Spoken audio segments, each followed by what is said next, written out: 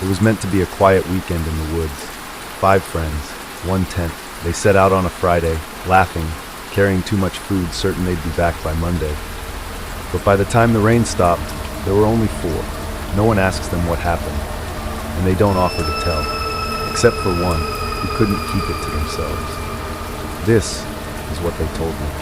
Raven Creek sits deep in the northern woods, so far off the main road, most maps leave it blank. The only way in is a single dirt track, 2 miles from the highway, twisting through pines so tall they block out half the daylight. The air there is different, heavy with the smell of wet pine and damp earth. Even before the rain, you can hear water somewhere in the distance, a steady rush, like a river threading its way through the valley. By the time they arrived, the sky was already a dull gray. A fine mist clung to their clothes, soaking in before they'd even unloaded the car. There were 5 of them. Mara, fearless, always the first to suggest an adventure. Eli, quiet, the kind who notices things others miss, camera always in hand. Sam, never serious, quick with a joke, even when it wasn't the time. Nina, careful, uneasy in the woods, already wishing she'd stayed home. And Luke, the one who brought them together. Experienced in camping, confident they'd be fine. Luke had pushed for this trip. One last weekend before college started. No phones, no distractions, just the forest and each other. They stopped for gas at the only station within 20 miles of Raven Creek. The man behind the counter watched them the entire time, his eyes lingering just a little too long. When Luke mentioned where they were headed, the man's face changed. He leaned across the counter, voice low. It's been closed for a reason. He didn't explain, didn't need to. The way he said it was enough to make Nina glance at the door, as if she could still turn back. The road narrowed the further they went. Dirt turned to gravel, gravel to packed mud. Branches leaned over the track, their tips brushing the car roof as if to feel who was passing. The first thing they saw when they reached the clearing was the ranger station, or what was left of it. The windows were blacked out with plywood, edges curling from years of weather. The paint on the door was peeled and blistered, the lock rusted into place. Beside it, nailed to a post, a wooden sign that might once have warned visitors away. The word closed was carved into it, deep, uneven letters, but the board hung by one nail, swaying gently in the wind. Beyond the station lay the campground, a rough circle of damp grass and soft earth ringed by thick forest. The trees stood unnaturally close together, their trunks dark from the rain. It was quiet. Too quiet for a place so far from town. Eli was the first to notice it, not the quiet, the figure. Deep in the tree line, maybe 50 yards away, someone stood perfectly still. No movement, no wave, no sign they were even breathing. Eli blinked against the rain, and when his eyes focused again, the space between the trees was empty. He didn't say anything at first, just adjusted the strap of his camera and kept looking over his shoulder. They pitched their tent near the center of the clearing. Luke insisted it was the best spot, the driest ground, the least wind. But by the time they had the firewood stacked, night had fallen fast. The rain picked up, steady and unrelenting. It pattered against the tent walls, hissed as it hit the fire. They huddled close to the flames, steam rising from their jackets, faces lit by the shifting glow. That's when Luke decided to tell them a story. Not one he'd read online. Not a ghost tale passed around in childhood. Something locals still whispered about. Decades ago, he didn't say how many, a group of campers had vanished from this very spot. They'd come up just like they had. Same kind of weather, same plan to spend the weekend. After the second night, no one heard from them again. A search party found the camp empty. No footprints leaving, no signs of struggle. Just an extinguished fire and a tent with the flap still open. Their bodies were never found. Luke's voice lowered. Some say they got lost in the storm. Others think they were taken. He glanced toward the trees, and a few believe they're still out there.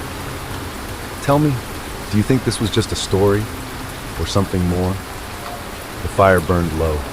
They'd stopped talking, stopped laughing, the way people do when the weight of the night settles in. The rain never let up.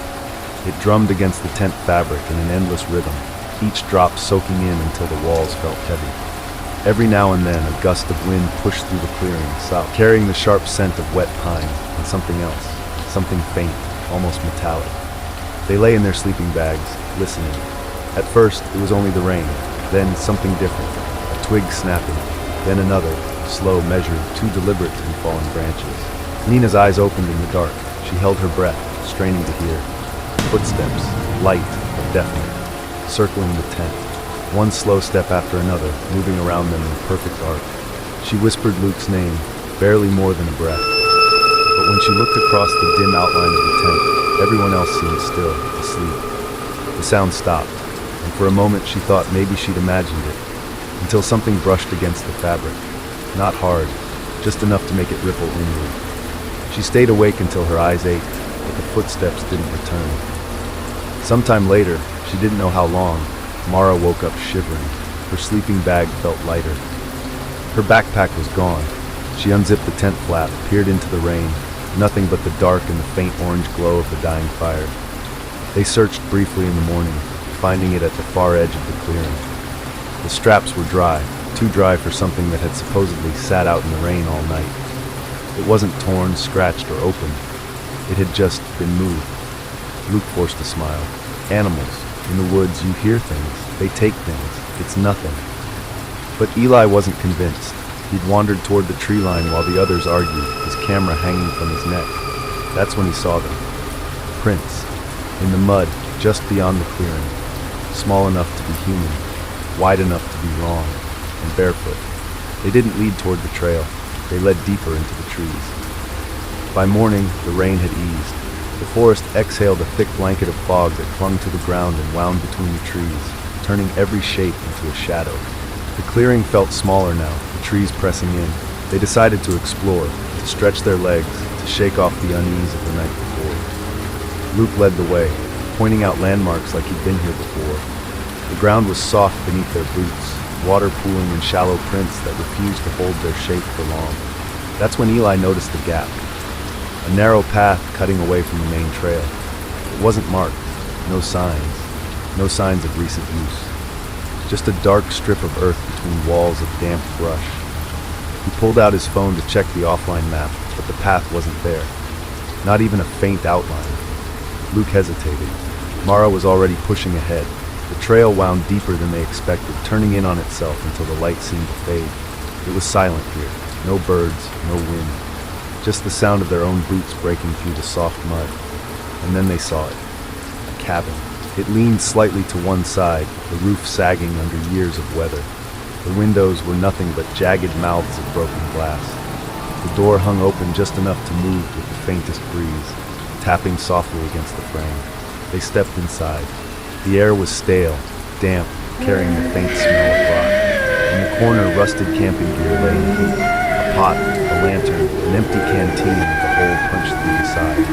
On the far wall, nailed crooked to the wood, was a single Polaroid photograph. 5 people stood in the picture. Strangers, dressed in camping clothes, standing in a clearing. Not just any clearing, the same one they'd pitched their tent in the night before. One of the faces had been scratched away, the paper frayed and curled at the edges where the damage had been made. No one spoke. The silence in the cabin felt heavier than the air outside. Eli took the photo down and turned it over. No writing, no date. Just the faint, ghostly imprint of another image beneath it, like something had been double exposed. Mara broke the silence. It's just a coincidence. But even she didn't sound sure. So tell me, if you found this photo in that cabin, on that day, would you leave right then, or would you stay the night? By evening, the fog had thickened again. The forest was no longer just around them. It felt like it had moved in. The trees stood closer. The air was still. Then the rain came back. Not the steady patter of the night before. This was heavy, relentless. It hammered the tent fabric until every word inside had to be raised just to be heard. Any thought of leaving was gone. The trail they'd taken to the cabin would be a river by now. Around midnight, Nina woke up. She didn't know why at first, just that something had pulled her from sleep. Then she heard it, click. The camera shuddered, slow, deliberate. She turned her head toward Eli, who was still curled in his sleeping bag. His camera sat beside him, lens cap off, pointing toward the tent flap. Another click, and another. Eli stirred, groggy, and reached for it. The camera was on, but his fingers weren't on the button. Luke was already pulling on his jacket. Probably just something outside, I'll check. He didn't wait for anyone to argue. flap unzipped, the cold rushed in. The sound of rain outside swallowed his footsteps almost instantly. A minute passed. Then two. When they called for him, there was no answer. Mara and Sam went out first, flashlights cutting thin beams through the sheets of rain. Eli and Nina followed. The mud was slick underfoot, sucking at their boots with each step. They found the flashlight first, half buried in the mud, still on, still warm in Mara's hand. That's when they heard it, faint, almost drowned out by the rain, laughter, or crying. It was impossible to tell which. It came from the tree line, low and uneven, carrying on the wind just enough to blur the words. Mara froze. Sam called his name. Something moved behind the trees. They couldn't see it, not clearly. Just a shadow slipping deeper into the dark. And then nothing. The sound stopped. The forest closed in again. By the time they made it back to the tent, the rain had worked its way through every layer of clothing. Their hands shook from the cold, from something else. No one said it out loud, but they all knew. Luke wasn't coming back. Panic set in like frost. It spread fast, sharp, impossible to shake. Sam was the first to say it. We're leaving, now. They tore through their gear, stuffing what they could into bags. The storm didn't matter. The dark didn't matter. Staying here another hour felt worse than facing whatever was in the trees. They took the main trail, or what they thought was the main trail, but the forest had changed. The path bent where it shouldn't. Trees seemed closer together, their trunks wet and dark, rising like walls. Landmarks they'd passed a dozen times that day were gone. The only sounds were the pounding rain and the occasional snap of something in the undergrowth. Then, ahead, a light. Faint at first, almost swallowed by the mist. They ran, bags slipping from their shoulders, boots sinking into the mud. The light bobbed and flickered, like a lantern swaying in the wind. It pulled them on, until they broke through the last line of trees and froze. It wasn't the road, it wasn't help. It was the cabin, the same sagging roof, the same broken windows, the same open door tapping gently against the frame. The light they'd seen came from inside. They stepped in, rainwater dripping from their sleeves, boots sinking into the soft, rotted floorboards. The interior looked the same, except for one thing. On the far wall where the photograph had been before. It was back, but it wasn't strangers in the clearing this time. It was them. Same clothes, same tent in the background. Only one detail was different. Luke's face had been scratched away. The marks were fresh. The paper still curled where the nail had torn it. They left the cabin without speaking. No one suggested a direction. They just moved. Fast.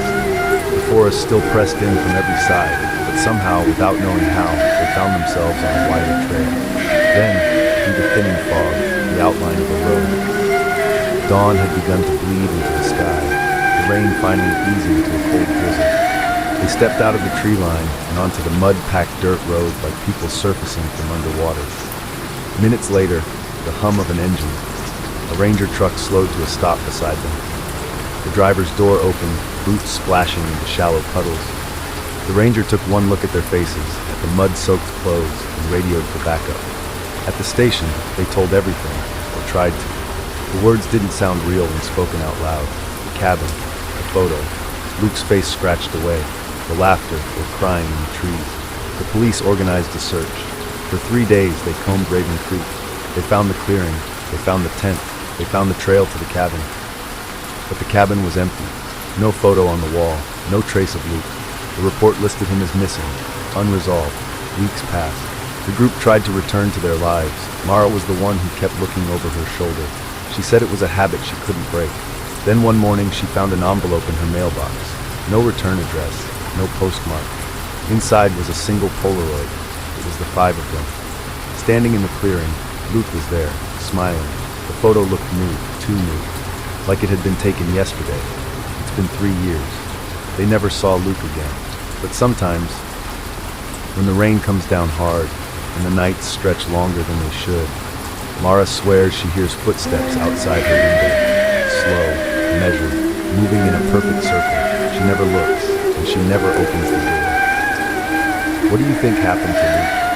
Was it something human or something else entirely? Share your thoughts below, and if you've ever experienced something like this, I want to hear your story.